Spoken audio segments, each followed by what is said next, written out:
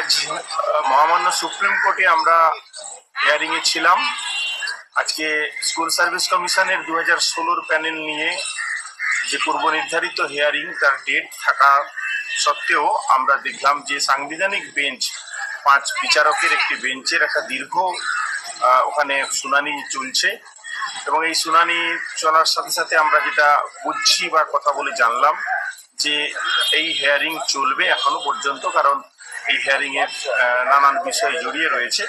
তো আমাদের যে মামলা রয়েছে এই মামলা নিশ্চয়ই পরে আপনারা জানাবেন এবং ওয়েবসাইটের মাধ্যমে পরবর্তী ডেট আমরা জানবো। আমি মাধ্যমিক শিক্ষক ও শিক্ষাকর্মী সমিতির পক্ষ থেকে সৌম্য মান্না। এসএসসি 2016 প্যানেলের যে মামলাটি পূর্ব নির্ধারিতভাবে লিস্টে ছিল, কিন্তু আজকে মামলাটি ওঠেনি। সাংবিধানিক বেঞ্চের একটি আরবিট্রেশন মামলা, 5 জাজেস বেঞ্চের মামলা, সারাদিন ধরে আজকে শুনানি হয়েছে। সম্ভবত সেই শুনানি আগামীকালও চলবে।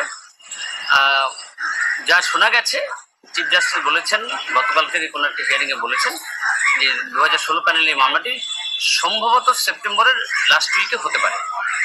আমরা অ্যাডভোকেট প্যানেল আমরা ছিলাম, আমাদের অ্যাডভোকেট অন রেকর্ড সহ আমি নিজে এবং আমাদের ক্লায়েন্টরা ছিলেন, কিন্তু আজকে সারাদিন ওই সাংবিধানিক বেঞ্চে মামলাটি চলেছে, যার ফলে এই মামলা এসএসসি মামলাটি আজকে ওঠেনি। কিন্তু যেহেতু লিস্টে ছিল, যদি পাচ্ছে ওঠে সেই সম্ভাবনা থেকেই আমরা কোনো রিস্ক নেইনি, আমরা ছিলাম সেখানে।